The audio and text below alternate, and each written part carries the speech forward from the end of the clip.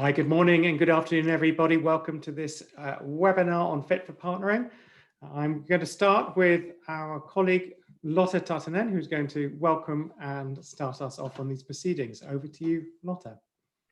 Thank you, Darian, for those welcoming remarks. Good morning, good afternoon to all of you who are joining this webinar. We are so happy to have you with us this morning, this afternoon. And allow me to first begin by thanking our good partners who are helping us in organizing this webinar, the Partnering Initiative and World Vision International. My name is Lotta Tähtinen, and I am the Chief of the Outreach and Partnerships Branch in DESA's Division for Sustainable Development Goals. And this, as you know, is the first in a series of hopefully many more to come webinars organized as part of the 2030 Agenda Partnership Accelerator initiative. I would like to also express a very warm welcome to Her Excellency Ms. Maria del Pilar Garrido Gonzalo, who is Minister of Planning and Economy and Economic Policy of Costa Rica. So before we start with the substantive discussions at hand, let me just offer a few words of introduction to what is the Partnership Accelerator all about. So the 2030 Agenda Partnership Accelerator is an initiative that has been set up by our department, UN Department of Economic and Social Affairs, and the Partnering Initiative, which is represented here by Darian, together with the United Nations Office for Partnerships, UN Global Compact, and of course the UN Development Coordination Office, to help boost and scale up effective multi-stakeholder partnerships in support of the SDGs. The initiative strives to do this by a number of ways. Firstly, we are working to support effective country-driven partnership platforms for SDGs by providing research and also by providing direct support to these types of multi-stakeholder partnership platforms and mechanisms to really be able to engage business and other stakeholders at the ground to catalyze partnerships for the SDGs.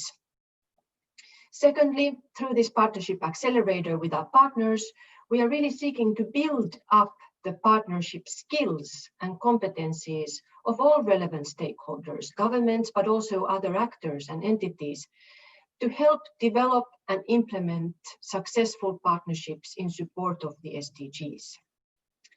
I think we can all agree that the ongoing COVID-19 pandemic that is ravaging the world has really underscored the importance of working together collectively and fostering effective partnerships among all sectors and all stakeholders to help us build back better together.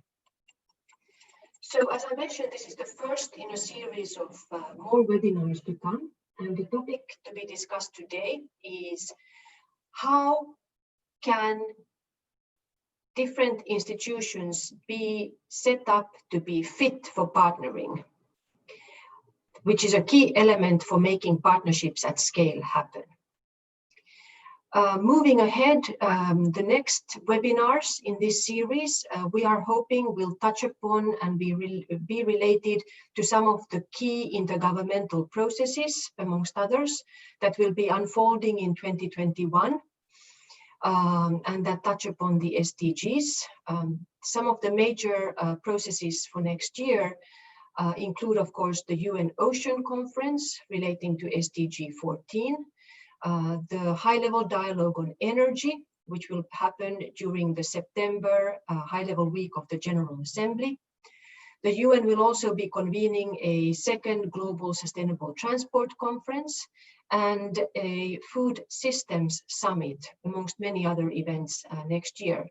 And we are hoping in the lead up to all these events to be organizing also discussions about how multi-stakeholder partnerships can help foster progress, amongst others, in these areas. So welcome again. We are delighted to have you with us. And let me now hand the floor over to Darian, who will facilitate this webinar. Many thanks indeed, Lotta, for introducing the webinar. So as you stated, this webinar is all about one really important element of building the ecosystem that will help partnerships happen. We know we need to drive effective collaboration in order to seriously be able to deliver on the Sustainable Development Goals. So one key element of this is around fit for partnering. It's the degree to which any institution, any organization is institutionally set up to be able to partner effectively and really be able to deliver greater impact through collaboration. So as I mentioned, my name is Darian Stivvy. I'm the director of the Partnering Initiative. And as Lotte mentioned, we are one of the collaborators on the Partnering or the Partnership Accelerator. And we're also a long-term partner with World Vision. Now, we've been around for about 17 or 18 years now. And one of the things we noticed about 5 years ago was that while the sort of the theory and practice of partnering had become fairly well known, and we were able to build up partnering skills in individuals, the challenge was that often it was the internal issues within organizations, the systems and processes, or a lack of strategy, or sometimes the culture that was really holding back effective collaboration. And so we developed at the time with UNICEF and with World Food Programme basically an approach, a strategy, an idea of how it is that we can look at organizations, analyze them around the degree to which they are set up to be able to partner effectively.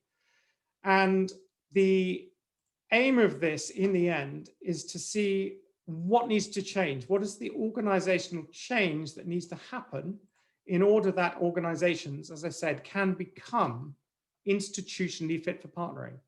So the framework that we created and adapted over time was the one that you see here, that we need to ensure that leadership buys into partnership at the executive level and board level in order to really try to instill it throughout the organization.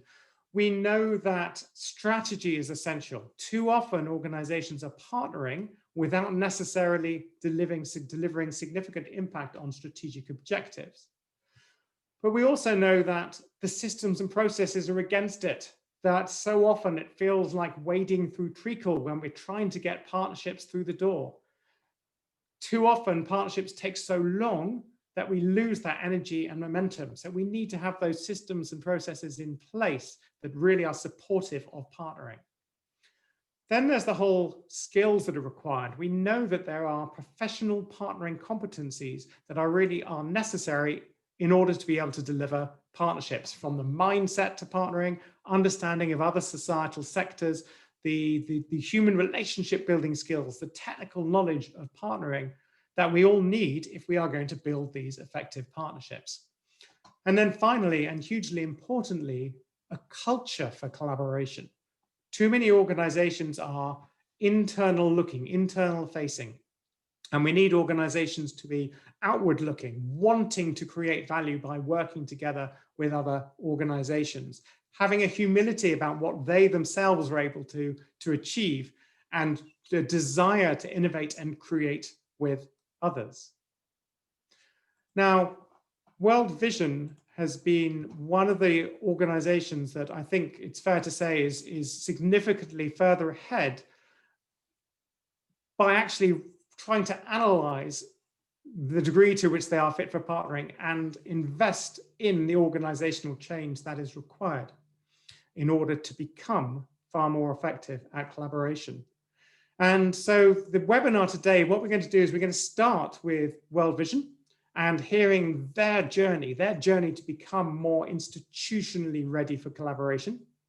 And then we have a wonderful panel of organizations, of people from organizations from different societal sectors, who will then talk about what that means for them, for their types of organizations. And we have governments, we have private sector, and we have the UN to then join World Vision in a discussion. So at various points, in fact, all the way through, we really do welcome your comments, your suggestions, your questions to the panel. You will see there is a Q&A button on your screen. At any point, please feel free to press Q&A and put in your comments or questions, and we'll try to integrate those into the discussion that we are having. I'm going to ask Ian de Villiers, first of all, from World Vision. And Ian, I wonder, could you just first of all introduce yourself, but then let us talk to us about why World Vision decided it wanted to invest in this fit for partnering, or partner of choice, as you called it in your program. Hi, Darian, and good morning, good afternoon, good evening, everybody.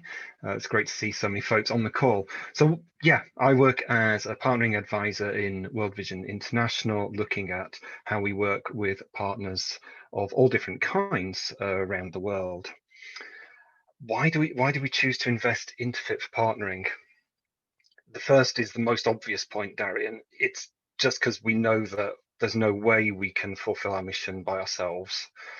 And, you know, even as a relatively large NGO, we're not that big by any means. So we must work with partners from different sectors if we're going to be able to do that. And then getting into fit for partnering was about making that realistic. So the first thing is, if we wanted to be serious about that, we were going to have to be systematic.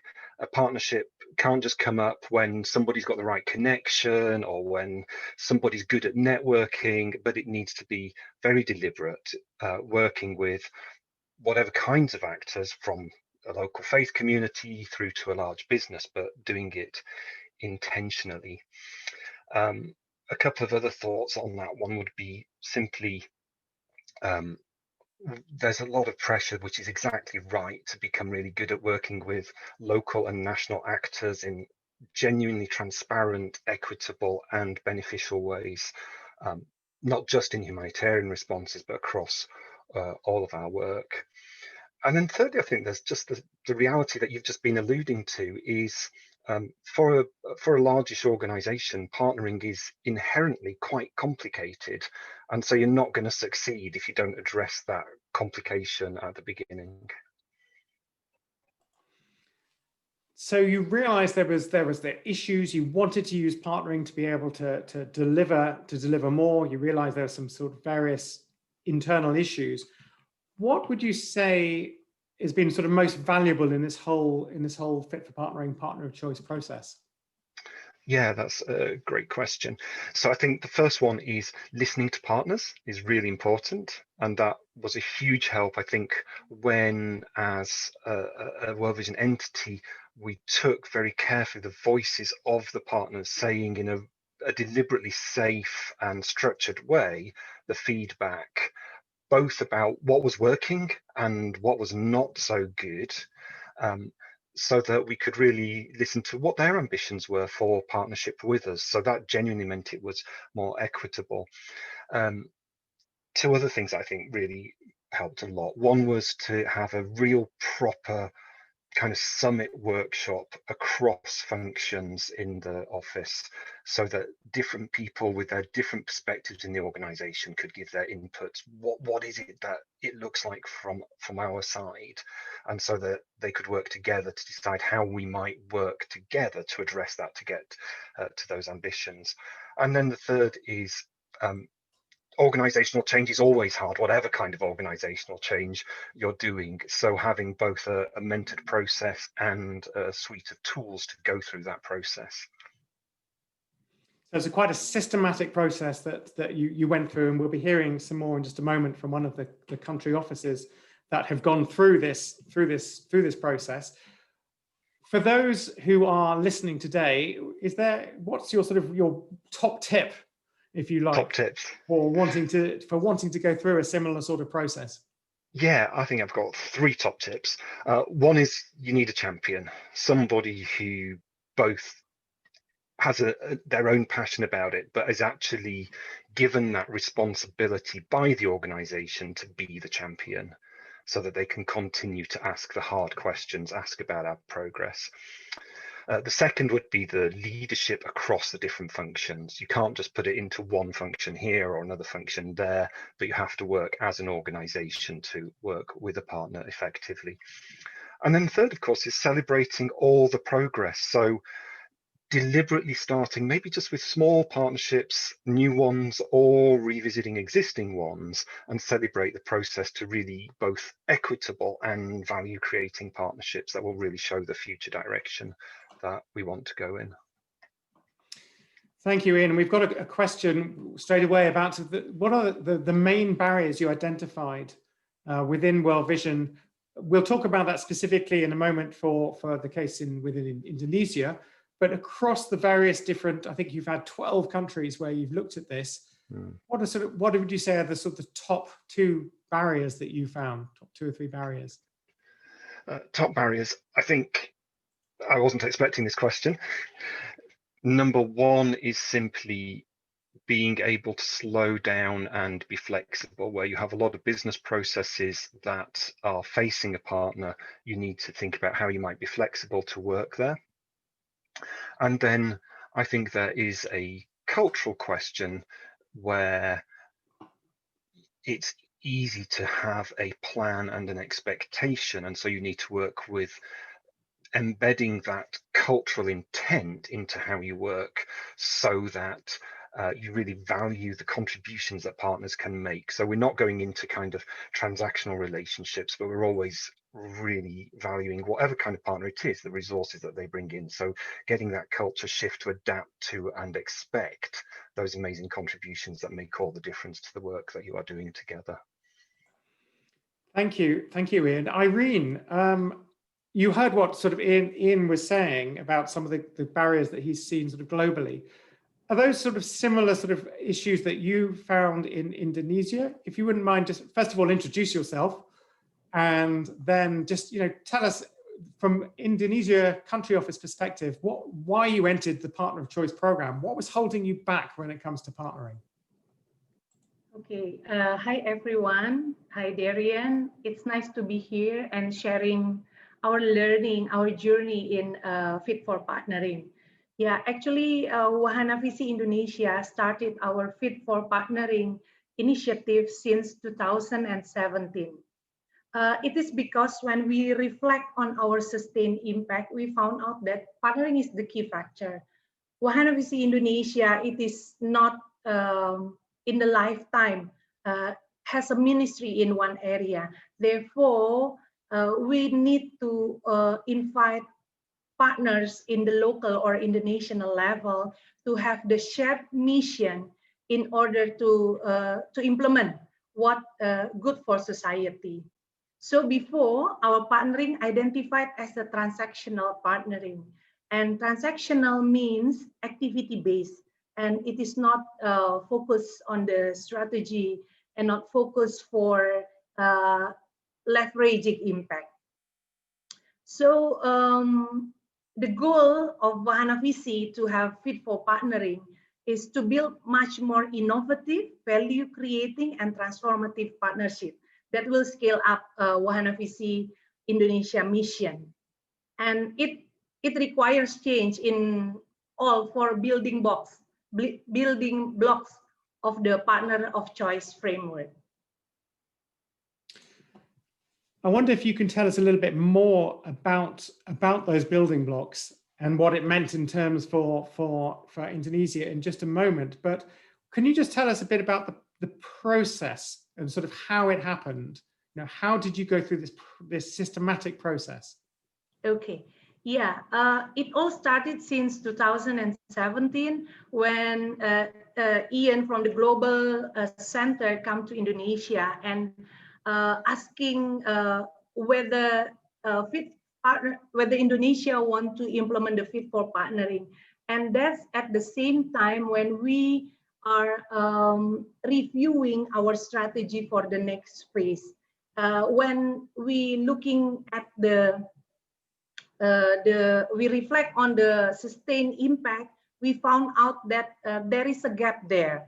And after we realized there is a gap in our partnering, but at the same time, the partnering is the key factor. We see the fit for partnering, partner of choice provides framework, guidelines, tools, skills to implement the partnering. That's why we see that, oh, this is what we are looking for. This is the framework that will shape our organization to implement a better, more transformative partnering. Right. And, so yes, so it gives you analysis of how of your current situation in the building blocks, and we'll talk about those in just a moment. And then it provides the support to then be able to sort of develop your organization to then be able to take advantage of these new partnership opportunities. So yeah, I mean, tell us a bit about those building blocks then, about your experience.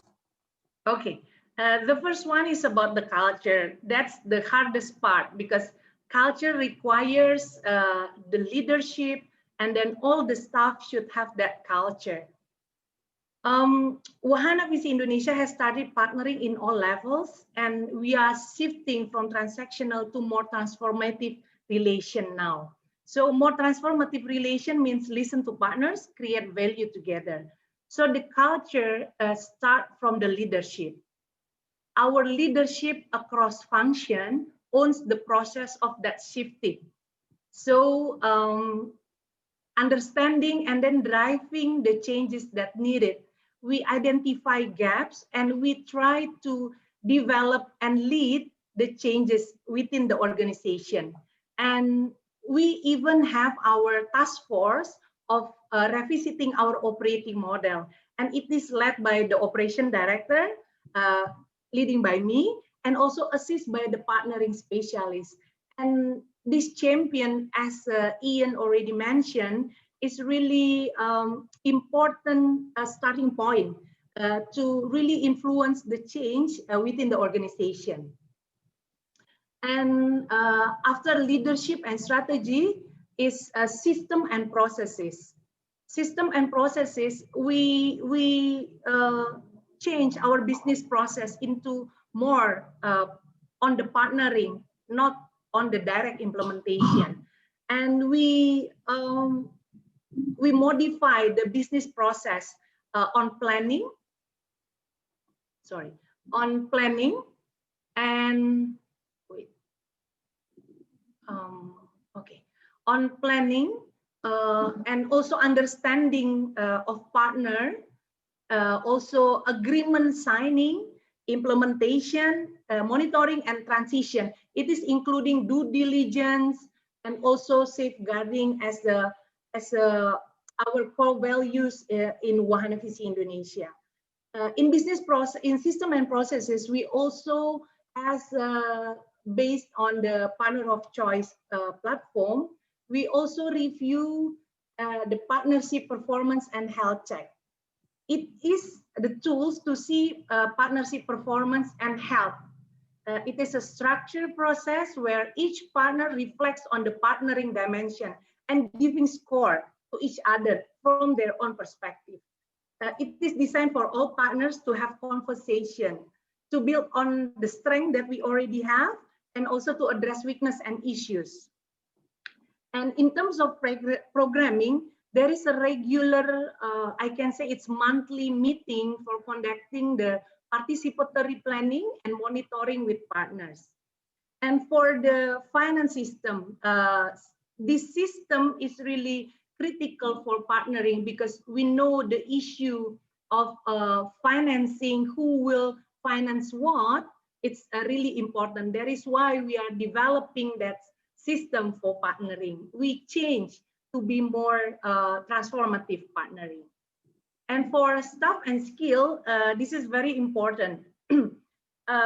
At the time we are aligning to our national strategy, we review the partnering component in that strategy. And we align that partnering component into our key performance indicator in each department. And then we cascade the indicator of the partnering and review the job description that involves partnering. And not only reviewing job description, but also integrating it in the performance agreement that held annually, semi-annually, and also quarterly. And in terms of skill, for all the staff, Wahana Visi Indonesia conducted the training for transformational development. Transformational development is a restored relationship and also combining with the local partnering training. It is conducted for all staff, not only in the field level staff, but also back office staff, in order to create culture and also everyone knows the changes. Another important skills that every staff should have is anti-fraud awareness training. As I mentioned that finance is really critical, and we want all the staff understand about that. This is a very essential to Wahana Visi in order to not to have a fraud in our implementation. And this value also we want to share to our partners intentionally. Therefore, staff should be equipped with this. And yeah, Thanks. I think that's all, so the much, 4 Elaine. building blocks. No, that's a really good overview of what you've done. And I'm going to just ask you for what's the biggest change or the biggest success you've had because you've gone for Fit for Partnering? What's the biggest change you've seen that allows you to partner more effectively? Yeah, I think the biggest change is listening to partners. We are not direct implementation per se, but we more listen to partners. Thank you so much. And I know that when we did a survey of other countries, the listening absolutely was important, but being more strategic about the approach as well, and understanding where value is being created and therefore which partnerships to go into has also sort of came out, I think, very much from that report. Thank you very much indeed for giving us that flavor of your journey, and we'll talk some more in a bit as part of the panel, but I just want to sort of hand it over very quickly just to the audience, because I want to hear something. I want to know the degree to which you feel that you are set up to partner effectively. Unfortunately, my computer screen has just decided to freeze just at that moment. Okay, hang on, hopefully it's coming back. Yes, here we go. And hopefully you can now see that there's a question on the screen. And for this, we're using something called Menti. So I'm going to ask you to go to this URL, tiny.c.fit4. And Twee, if you could put that into the chat so people can link to it directly as well. So if you follow that link, you will see the question there, and I would like you to answer it. To what degree do you think that your organization is institutionally fit for partnering? And it talks about those 4 different areas. And let's see what you come up with. Ah, yes, that's already happening. So make sure you've got this link, because we're going to move to the screen where we've got the results. So the 4 areas, just as a reminder, as you are filling it in, are leadership and strategy, systems and processes, staff skills and guidance, and a pro-partnering culture. So vote now. And here we go. Let's see. Yes, a number of people. We've had 31 people voting so far. And keep at it. It will update as we go. Hopefully you've got the URL. Keep voting. This is what we are seeing so far, with 31 people having voted. So the score is out of 5. So if this is very much in place, then you get 5. If it's not in place at all, then I think it's 0. And what are we seeing? We're seeing that in general, we have fairly high leadership and strategies. And that doesn't surprise me, because we see organizations more and more talking about the need for collaboration and partnerships. So that then appears both in the leadership and indeed, hopefully, in the strategy to clearly demonstrate where partnerships can add value to an organization. The systems and processes, however, are less good. And this also, again, doesn't surprise me. You can see the average of around 3, where, because we've grown our organizations, and partnering perhaps is a different way, a different approach. So we don't have those systems in place necessarily. Then staff skills and guidance is a little bit higher. So we see that the skills are there. And this is interesting, the culture, every organization that we ever work with says that they have a pro-partnering culture, and they always score very highly. If you talk to their partners, then often you will get a different answer as the degree to which they are seen by their partners as having a pro-partnering culture. So it's very interesting to see that reflected here as well. Thank you all very much for that. Let's bring in our our panel now. And if you could we're going to be joined by Chikezi Anyanwu from the UN, by Marion Bernstill from J&J Foundation. I'm hoping our colleague, the Minister from Costa Rica, if you are there. Wonderful, you are there. I'm just going to change your name so that people can see it. And let's add you to Spotlight. I'm going to bring you all in. One moment, here we go. And there we go. So here we have our wonderful panel from across different sectors. And Minister, if I might start with you. First of all, thank you very much for joining. You are the Minister for Planning in Costa Rica. And of course, Costa Rica is one of the countries that has really pushed forward the whole partnering approach in order to deliver the sustainable development goals. And I wonder if you could just tell us a little bit about where you see partnering within the strategic role of partnering within your development plans in Costa Rica. First of all, when it comes to, I am very honored to participate with you today. I thank you for this opportunity and other fellow colleagues and panelists.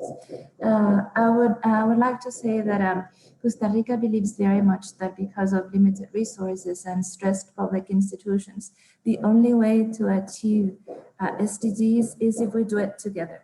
It's PPPs, the only way in which everyone assumes responsibility, and through collaboration we can actually achieve this very ambitious agenda that we have ourselves devoted to.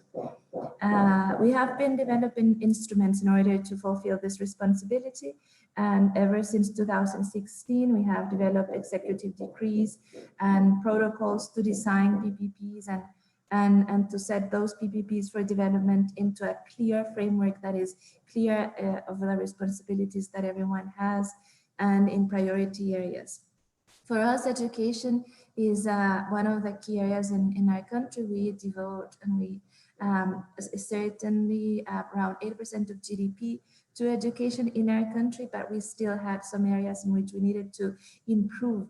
And so we have concrete experiences in education and in culture and youth, where PPPs for development have been critical. And we have set ourselves into milestones for this, and we have been managing to reduce the times that agreements take in approximately 2 to 4 years. They used to take 2 to 4 years before, and now they're more executive, and this has helped a lot to contribute to the goals that have to do in our strategic plan and with education, with the quality of our education, and also to the best coverage of our education as well. And in key areas also such as math and others, and in youth and culture also to set clear criteria for this. There are other examples, for instance, in protected areas. You know that we take conservancy and we take balance with nature pretty much very seriously. And so we have in our national protected areas system, we have developed this strategy for alliances very much in line with SDG number 17. And we have set this framework in which we have established what are the way that PPD should work, the communication, how it should work, also an action plan for this, how to develop monitoring evaluation for alliances, for PPDs for development as well. And we have been developing also something called Costa Rica Flujo, which would be like Costa Rica flows, in which the private sector and also institutions have this critical sense of partnering and collaboration to reduce and accelerate the possibilities for a more resilient recuperation from the pandemic, but also for potential growth and sustainable development. We believe that that creating value is that PPDs allow us and enable us to create value together, but we need to establish some terms and be clear about responsibilities and what are the roles of each person in the alliance, and try to establish like very short-term win-win benefits, something that is tangible and accountable, so that you have very high spirit and then you continue into the more structural and in-depth themes in order to be addressed, so that everybody has and build up on mutual trust, which is key to set these milestones and strengthen PPDs. That is what we wanted to say. Thank you. Well, I mean, thank you so much, because of course, everyone talks about partnerships for the SDGs at the intergovernmental level. And I have to say that I don't know of any other country that has gone so far to be able to put in place everything from, you have a decree for public-private partnerships for development. You talked about various sort of systems and processes for engagement. You've talked about how to excite and get all sectors to come together around all of these different issues. If there was sort of one tip to other countries from all the experiences you have, what would that be? What's the first thing that other countries should do if they really are going to scale up partnerships for the SDGs? It would be about invest yourselves in the process and be persevere and be patient, because sometimes it's not an easy road. It has a lot of bumps in the way, but this is the right way to go. We also have this is shared and the vision of PPDs and mutual collaboration and co-creating value together is something that the private sector, civil society, and the government, we have committed ourselves to. And we have civil society agents like Alliance, like other agents that are very key and act as brokers for these alliances, which are critical too. So setting up like sort of an ecosystem of institutions that are committed with this and that are very passionate about it, then will be also key and help smoothen things when the road gets bumpy. I love that. Thank you. An ecosystem of institutions committed to this. That's a great phrase and a great vision. Thank you so much. Marion, you are from the private sector. You are in Johnson & Johnson Foundation. In terms of sort of what you've heard so far, one of the challenges I know for sort of foundations is around sort of shifting focus towards sort of more transformational development. How do you do that? How do you sort of shift this strategic focus and the sort of partnership strategy simultaneously within an organization such as yours? Thank you for that question. Thank you for the invitation. I'm really excited to hear all the amazing examples and content coming through.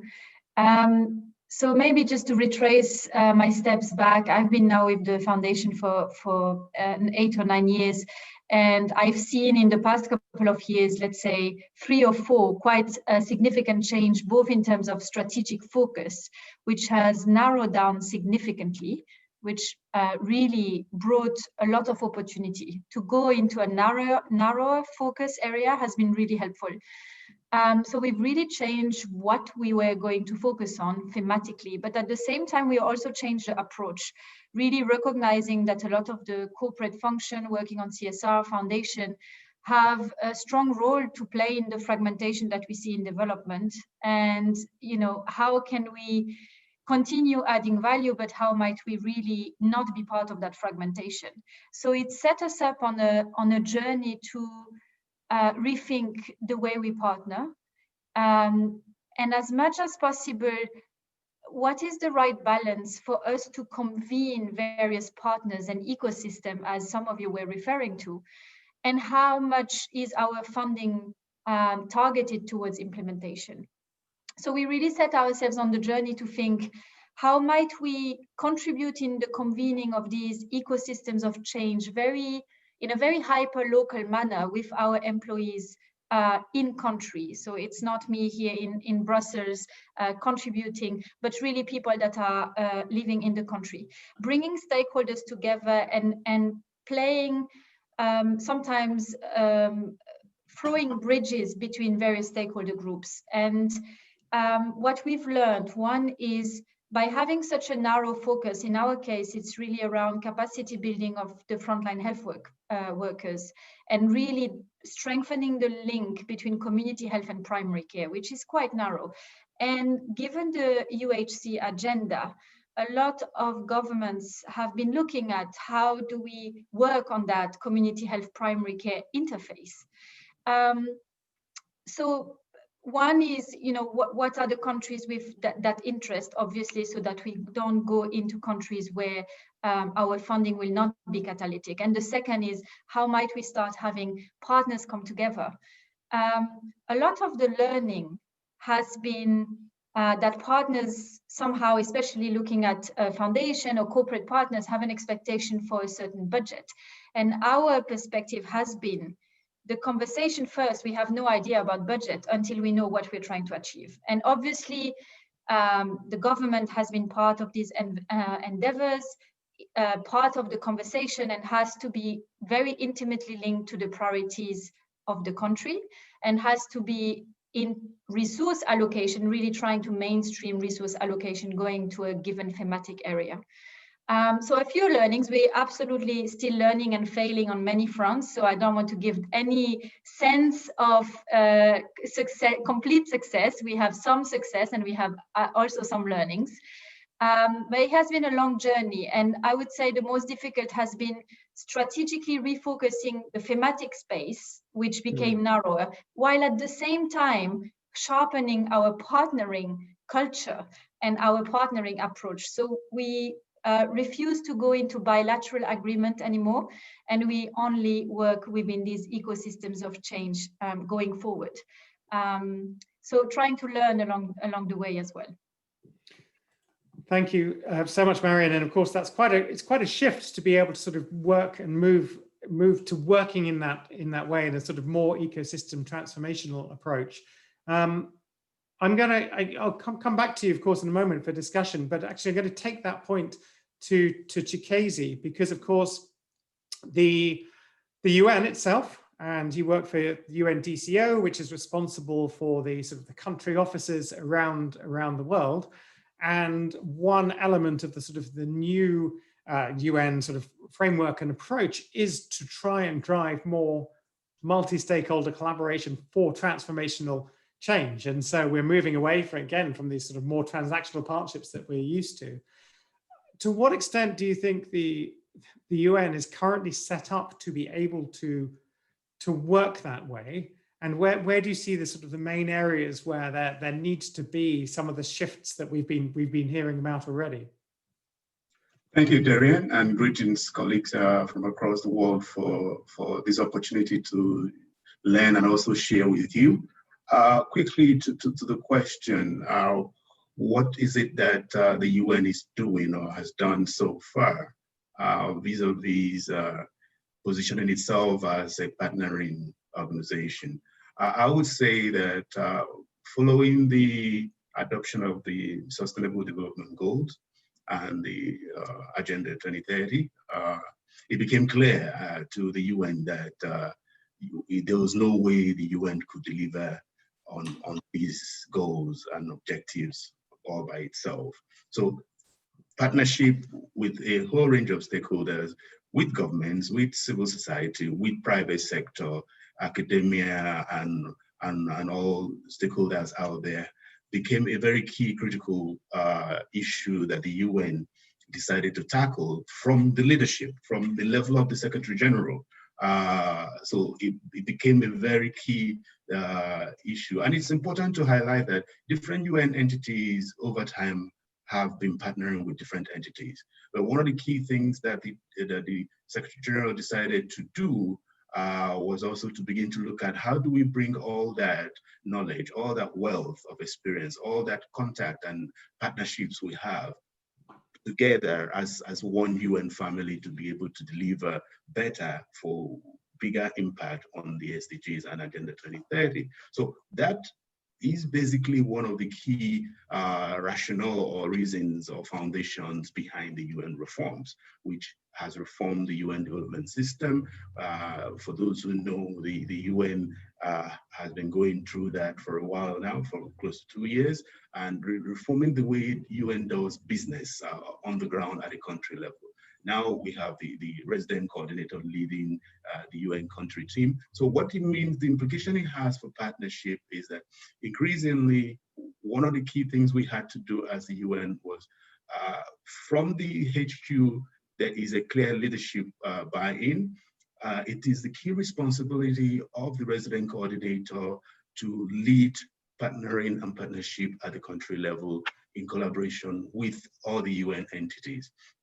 To strengthen that further, in 130 something offices across the globe, we now have dedicated focal persons who are responsible for partnership and development financing, which was not the case before. And that is to show you the organizational shift, the organizational prioritization, the organizational culture that is happening within the UN to actually take partnership very seriously and very importantly. We're also internally looking at how we develop common systems, common processes for partnership evaluation, for partnership assessment, for due diligence processes and all that, so that we can then harmonize what the systems we have in-house and the processes. But it's not yet there, and I'll talk about that in a moment. But that's one of the key areas where we're looking to actually develop a lot more of what we have within the UN, and also learning from what we can get from externally to. But key challenge so far is that the UN is a 75-year-old institution. Each of the entities have had their own partnership processes, systems over time. Bringing all that into one coordinated, harmonized system is still a challenge. There's a pull and push factor that we're making. And I like the person who talked about flexibility. Increasingly, we're looking at issues of flexibility is coming in. We're looking at not being, because there's some partners who might not necessarily fit into the UN, what you call old style legal requirements and frameworks and all that. So we're looking at how do we look at that in a more flexible manner. We're increasing coordination across board and generally trying to harmonize our systems as an institution and as an organization. But like I said earlier on, one of the key results so far is we have a common UN standard for due diligence at the moment, and for systems for engagement with multi-stakeholders. I think the key challenge now is how do we drive it down? How do we build capacity, both at the global level and especially at the national level, to be able to know how to use the systems and these processes. Thank you very much. Thank you, Chikezi. One particular question back to you is, does the resident coordinator have responsibility for encouraging partnerships beyond UN bodies, for example, with civil society organizations? Sorry, say that again. Does the RC, the resident coordinator, have responsibility for encouraging partnerships beyond UN bodies, for example, with civil society organizations? Definitely. It is one of the key deliverables of every resident coordinator. One of the things they have to be evaluated and measured upon is how much are they bringing multi-stakeholder collaboration partners on board to be able to help the UN as a whole to deliver on, and as well as the national government, as well as the host government, to deliver on the development agenda. So it's not even just about bringing the UN entities, about how much have you helped bring in private sector, the academia, in all range of actors, especially how much have you facilitated civil society's involvement? Because at the end of the day, who delivers on the SDGs? It's not the UN, it is national governments. and it is because it's national governments who signed on to the SDGs. So how do we then begin to mobilize citizens around those commitments that the national governments have? So those are very key responsibilities of the resident coordinators in all those 131 countries or thereabout that we have a presence. Thanks. Thank you. Yes, and of course the UN has the challenge here for the UN is they're having to do two things at once. They're trying to bring the UN together as a strong collaboration, one UN, whilst also looking outwards to try to create the partnerships more widely within a country. So it's the sort of double challenge. Talking a bit about some of this, one of these issues, which is around the culture for collaboration. And what we found is sometimes this is one of the hardest challenges, is shifting the culture of organizations to be much more outward looking, much more engaging, etc.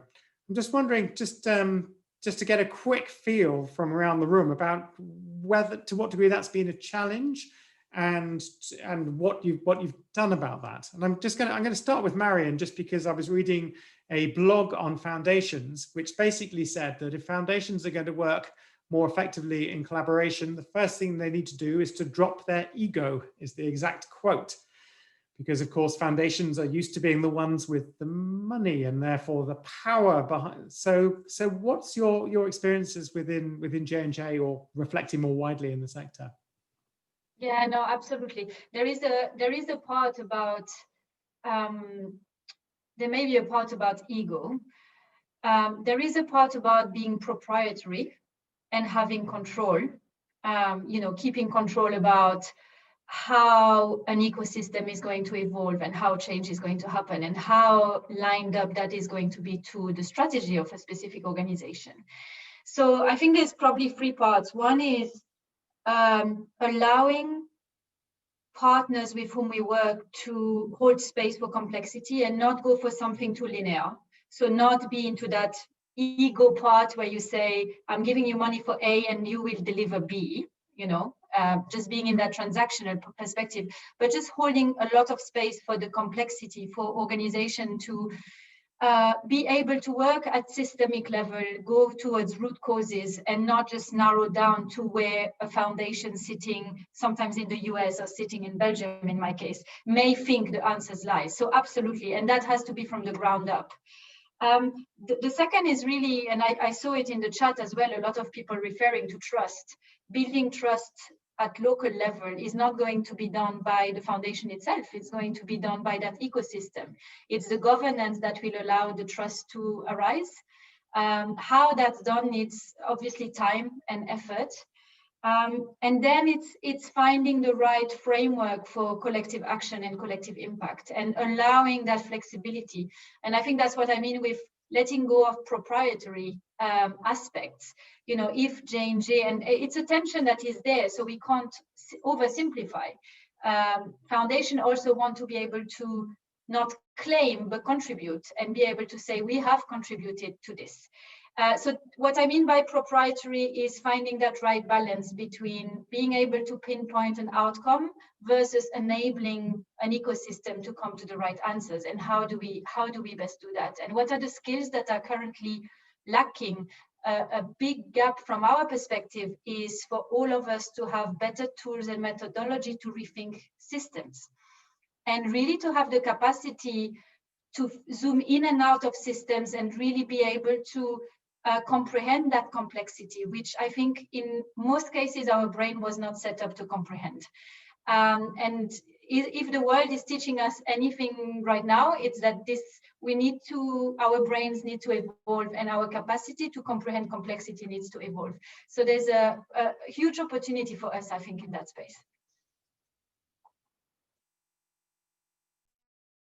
Make a very good point about the complexity issue. If we are looking for more transformational, more system change approaches, we are going to have to be happy to live with ambiguity and complexity and not having the answers right from the beginning. One of the challenges for that is the need for long-term approaches and long-term thinking. And I'm wondering, from Costa Rica's perspective, what some of the challenges are when it comes to governments, which come and go after 4 or 5 years or whatever it may be, having to sort of put in place measures that necessarily need to be long term. So something you're starting now may not be paying off for another 5, 10 years when we talk about transformation. But politically, how do you deal with that politically? It has to do with setting up routines, and it has to do with setting up and moving forward with cultural change within institutions. And those have nothing to do with the people that govern and steer the vision of institution itself. It is not about the most political side. It is about having those being embedded into institutions. And it is the slowest change, and it is not easy, but it is what we have been doing and developing those protocols and those routines and those policies and training also public servants so that the capacity is there and it doesn't depend on the vision of the more political class. That's so interesting, because what that's saying is that if we're looking at this whole approach of fit for partnering, what does it mean for governments? You're saying that actually in governments, it's not about the government itself, it's about changing the institutions. So every institution, in a sense, needs to become fit for partnering and be part of something bigger to drive forward the more sort of collective, all societal approaches. That's fascinating. Irene and Ian, from your side, in terms of what have you seen in terms of the sort of cultural shift, both from you, but also from your partners? What's that? Have you seen that change into the interactions between you and your partners? Irene, maybe from your perspective? Yes. Yeah. Actually, based on our partnering health check, there is a feedback that Wahana Visi is more open now because we meet regularly and we also see the progress of our action plan. So that's important, and the partner see that it's valuable to them and they get appreciated. So the culture of listening to others, listening to partners is really important. And have you found that we've seen in other places that it's kind of a virtuous circle, that if you make the effort to sort of deliberately change behavior, then your partners react really well, and then that reflects back, and then that begins to reinforce it, and then slowly that can then change the culture. So change behaviors, then the culture slowly changes with it. Yes, I agree to that. So we set the example first, and then the partners will join, will involve, will engage more in the partnership. But this requires the leadership, of course, to set the tone. And Chikezi, you mentioned that from the UN's perspective, from the very top, you've had that push. Now we've had a couple of questions about then how does that filter down to the sort of the country level, or even the agency level. And World Vision has a similar sort of issue. You've got this idea at the top. How do we filter that down to country level? What do you think, Chikezi, about that cultural shift? How do we shift the UN working in country to desire this approach of partnering? Like I said, I had tried an attempt to answer that question online, but one of the key things around addressing that whole shift is, like I said in that comment, is one, you have to have systems that are jointly owned, jointly agreed on to, from HQ all the way to the country level. And even if you want to call it to the field, which includes the grassroots, way beyond the country level, because at the country level, there might be subdivisions. So there is that need to have clearly set out processes, systems to ensure that strategically what you're saying at the global level, at the HQ level, is also possible and implemented or can be adapted to the realities of national level context. That's key. Two, it's important, like I said earlier on, to hold somebody responsible. And in this case, the resident coordinator is held responsible to deliver on partnership. One of the key responsibilities of the resident coordinator is to deliver on partnerships, and as well as his other colleagues in the UN country team. They are all resident coordinators, and all of the other agencies also have the issue of partnership as a key deliverable. However, one of the things we're ensuring is also how do we make it become more coordinated, so that we're not 3, 4, 5 UN entities is not approaching one partner and drawing them in different dimensions. Thirdly, is the issue of capacity. Let's not assume that everybody, the wonderful strategies and ideas and organizational cultures we've talked about at the HQ level automatically turns to reality at the country level. No, we need to strengthen capacity of staff members, of colleagues, of partners to actually understand where we're going, why we need that partnership, what is it we want to achieve in this partnership, and how do we want to, and what does results look like even down the line. So those are very critical ways of ensuring that that culture change. And more importantly, it is one thing to have a strategy or to have a commitment, but if you're not monitoring it, how far you're going on it is also very key. It's important that from time to time you look at how we're doing, how we're faring. So we also have systems in the UN now for holding resident coordinators and the entire UN accountable to how much it is doing and delivering on partnerships. And I'll use this opportunity to answer a few other questions I've seen on the chat. And I'll just say, somebody asked about, does the UN have common due diligence processes? Yes, we do now. We do now. One of the things, and it is a due diligence process that looked at the entire UN system.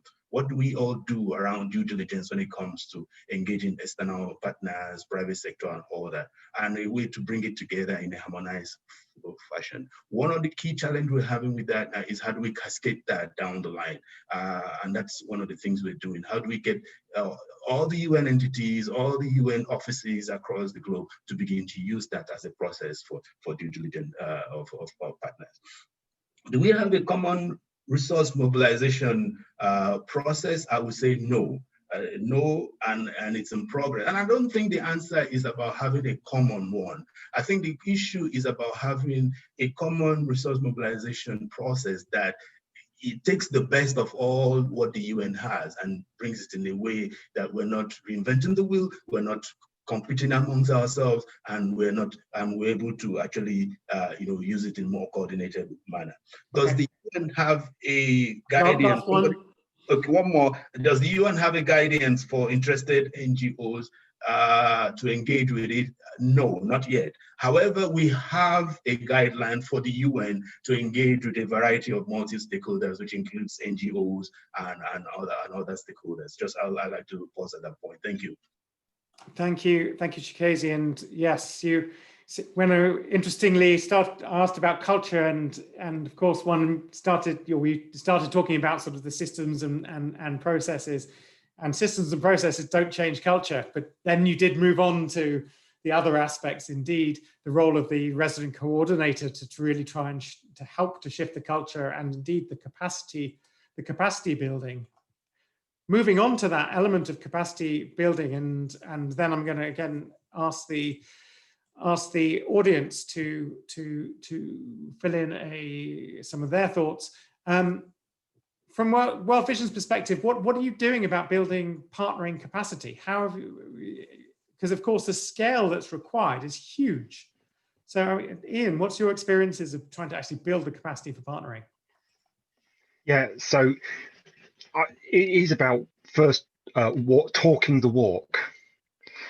We have to walk the talk, but we actually, as leaders, have to talk the walk as well and show people. And then the systems fall into place, and then the capacity building.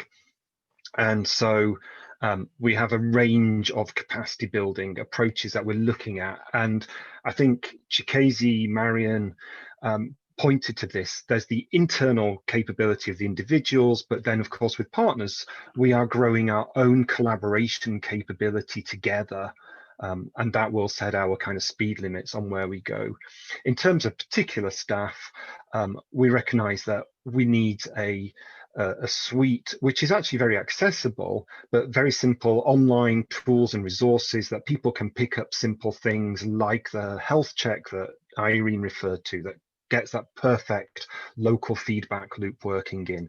Low tech, high participation, easy to use, don't need a lot of specialist training, and then providing well, pre-coronavirus days, face-to-face trainings for people to think about negotiation skills. And of course, there's been lots of questions in the chat there about how do you build trust? How do you do all these kind of things? Well, actually, it's about negotiating. It's about getting that win-win-win process on board and giving people comfort and confidence that I have got the permission from my organization to go into that win-win-win discussion. And then, of course, recognizing there are external resources as well and encouraging staff to find those. And I suppose from a strategic level, the point is there's training, but the key thing that we're after is helping people see the competence that is required. And we don't mind what route they get to that competence, but being clear that competence is necessary. And I know that World Vision has put partnering competencies into your professional competency frameworks as one element of that. Okay, I'm going to come back to you all in just a moment, where I'm going to ask for one thing that you would recommend to everybody.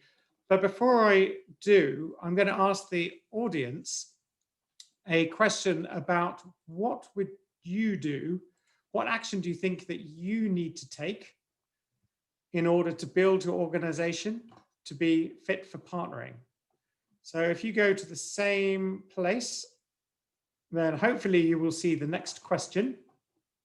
And I would like you to answer, what actions might you take, given everything you've heard today about leadership and process and systems, strategy, competencies, and culture? What do you think that you need to do most to build your organization up to be fit for partnering? So let's have a look.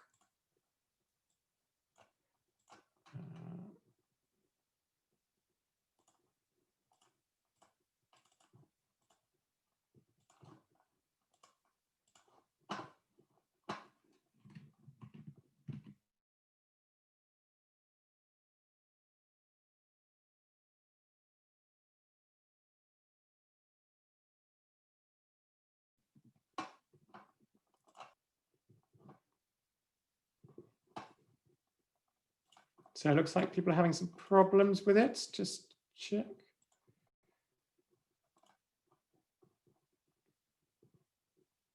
It should be working now. Aaron, it's the same questions before.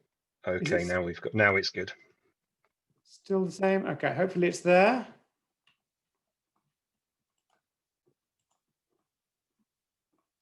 Which was all planned to give people time to think what their answer is.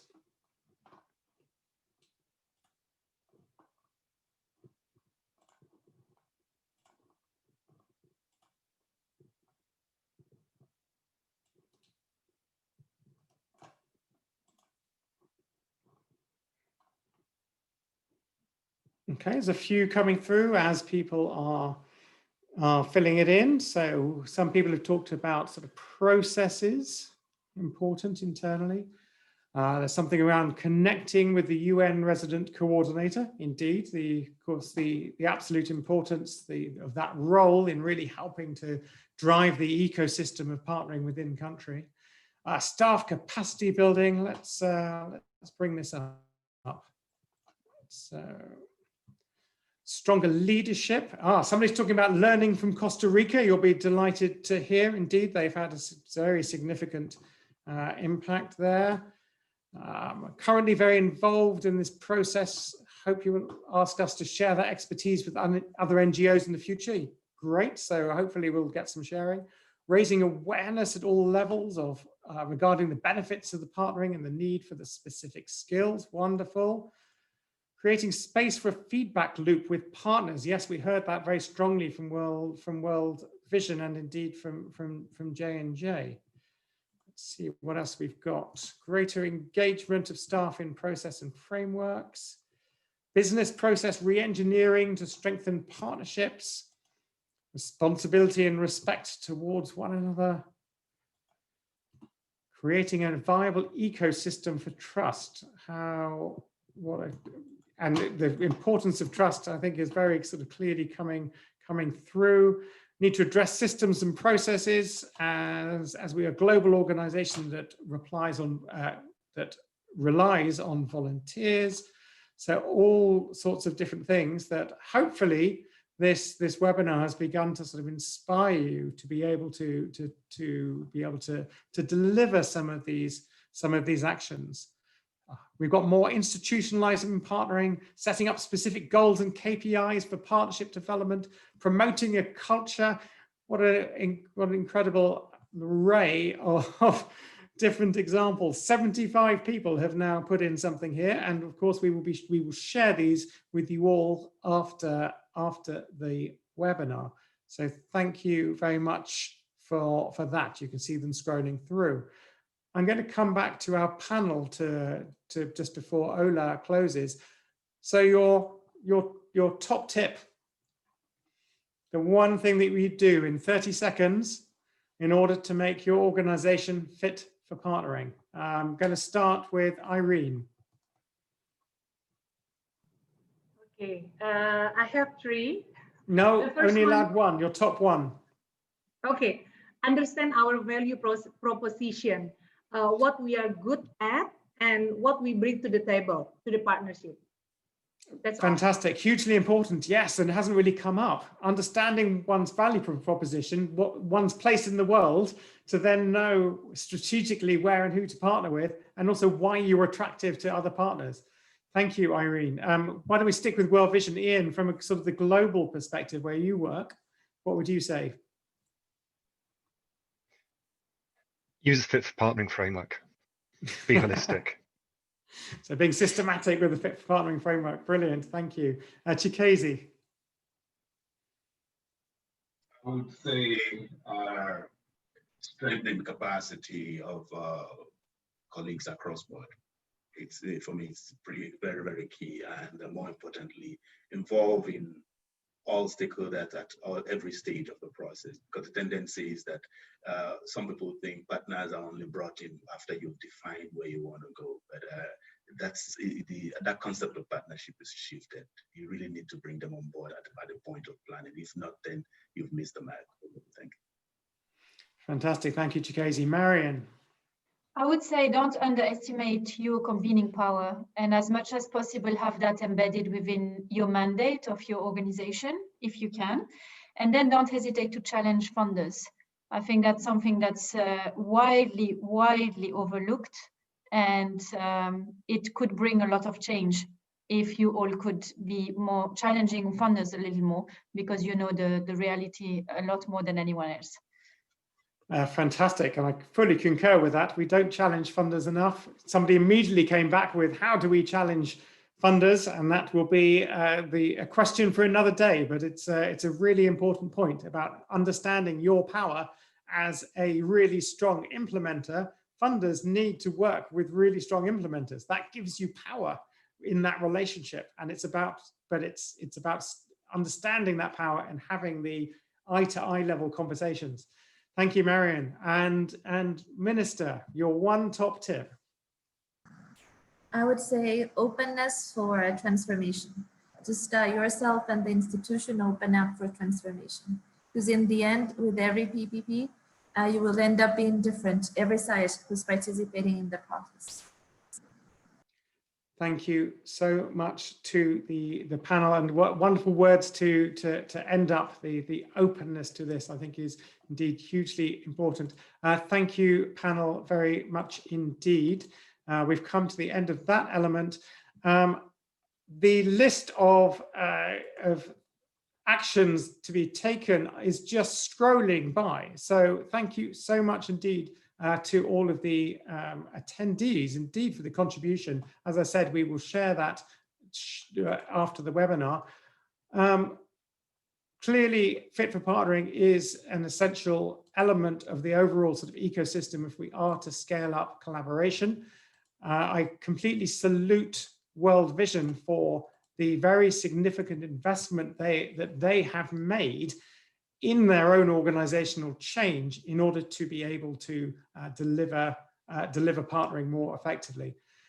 And with that, I'm going to pass over to Ola to close this session. Over to you, Ola. Thank you, Darian. Can you see me now? I couldn't start the video before. Yep, we can see you. Great. So, well, thank you to everyone. Thanks to you, Darian, and all the partners and the minister and the participants. This was really great.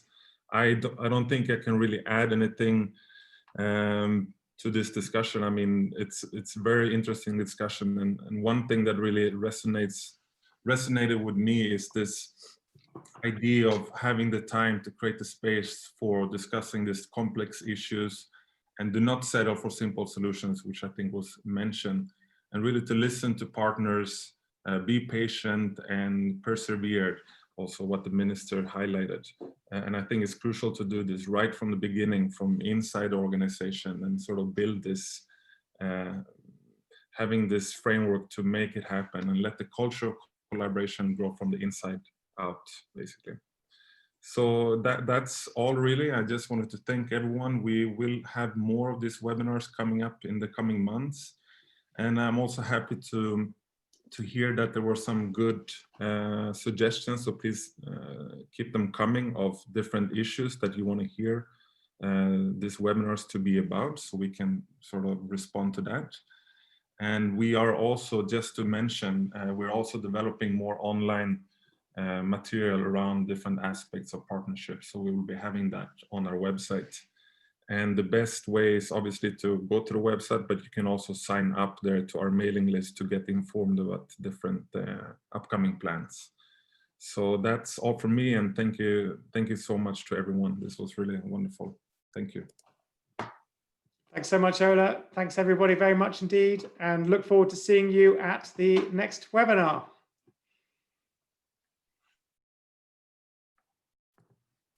Thank you very much, everyone. And